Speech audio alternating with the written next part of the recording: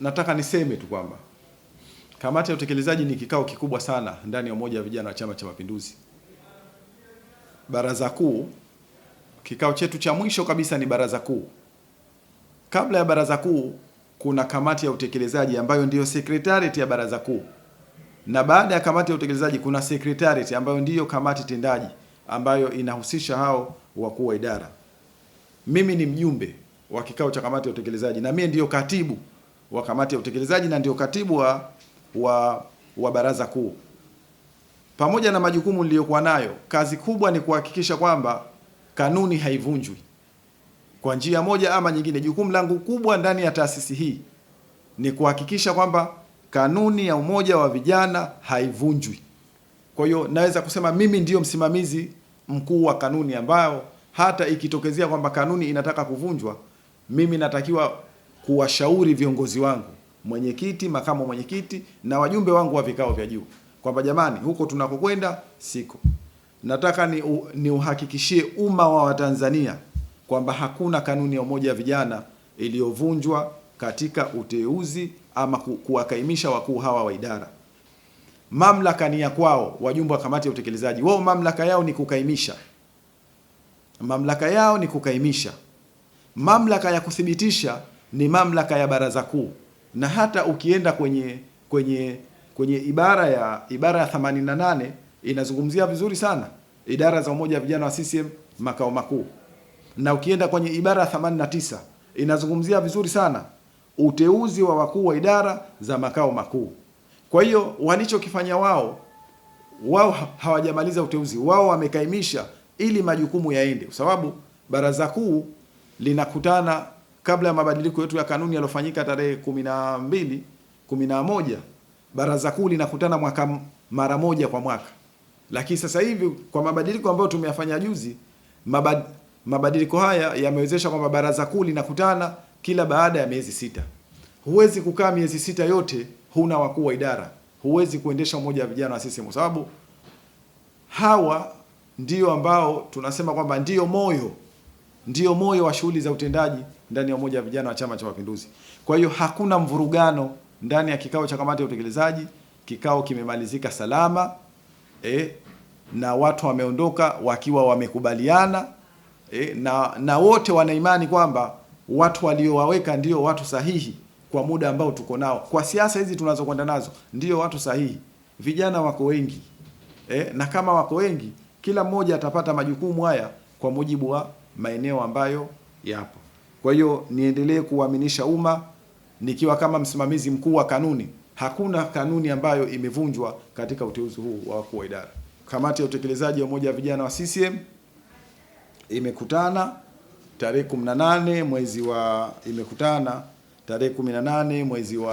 4 2017, na imefanya mabadiliko katika baadhi ya maeneo za idara za umoja wa vijana wa CCM.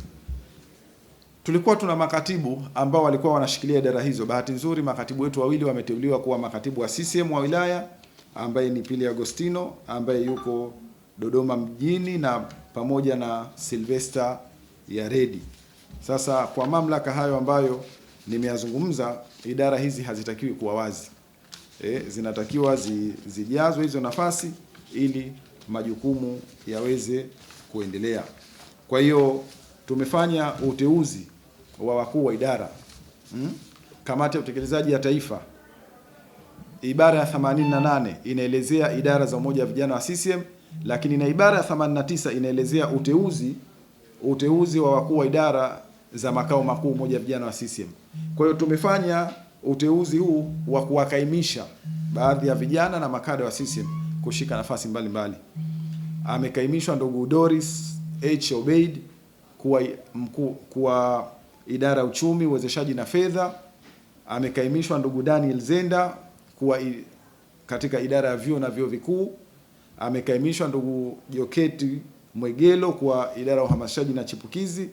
Amekaimishwa ndugu Mohamed Abdalla kwa idara ya organization, siasa na mahusiano ya kimataifa, na amekaimishwa ndugu Israel Sostenes, yeye anakuwa idara ya usalama na maadili. Kwa hiyo sasa muundo wa utendaji wa makao makuu sasa umekamilika.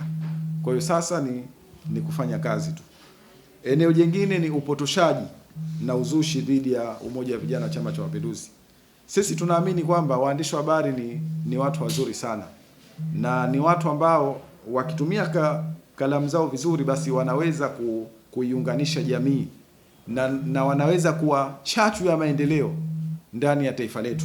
Lakini wakitumia vibaya kalamu zao, ama kutaka kuadhibu watu kwa sababu mtu amekosa jambo fulani, ama kwa sababu pengine mtu amekosana na mtu, kwa hiyo akiamua kutumia kalamu yake vibaya kutaka kuchafua watu ama taasisi ama kikundi cha watu, inakuwa ni hatari sana ndani ya jamii yetu. Sasa katika siku za karibuni, karibia majuma mawili sasa, liko gazeti la Tanzanite, linaitwa Tanzanite. Gazeti hilo limeusakama umoja wa vijana na kuuchafua umoja wa vijana na viongozi wake kwa kuandika taarifa za uzushi na upotoshaji. Tarehe 10 mpaka tarehe 16 toleo la 6 lilitoa gazeti ambalo lilikuwa lina kichwa cha habari UVCCM isafishwe, habari kamili ikiwa kwenye ukurasa wa 5.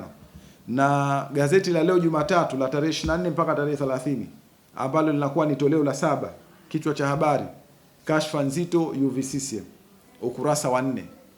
Zote ni habari za upotoshaji, kujenga chuki na kuleta mfarakano miongoni mwa vijana.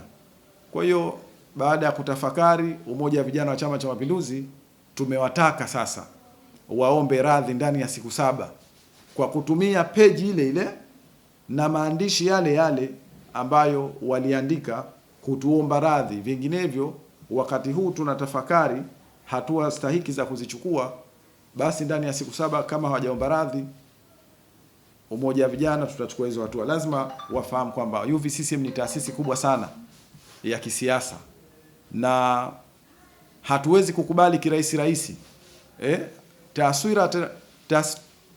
kuona mtu anaharibu taswira ya taasisi yetu kirahisi. Hatuwezi kukubali. Tunatimiza miaka 40 tukiwa tuna mafanikio makubwa sana ya kisiasa. Ziko jumuiya nyingi ndani ya miaka 40 hii, tuna miaka 25 ya uwepo wa vyama vya siasa. Ziko jumuiya ambazo zilijaribu kutaka kufanya kazi kama ya UVCCM kutoka kwa vyama vya upinzani, lakini zote zilishindwa, ila UVCCM imeendelea kuwa imara na inaendelea kuimarika. Kwa hiyo hatutakubali kuona kwamba kikundi cha watu ama mtu anatumia mamlaka yake kwenye taasisi yake kutaka kuchafua umoja wa vijana wa Chama cha Mapinduzi.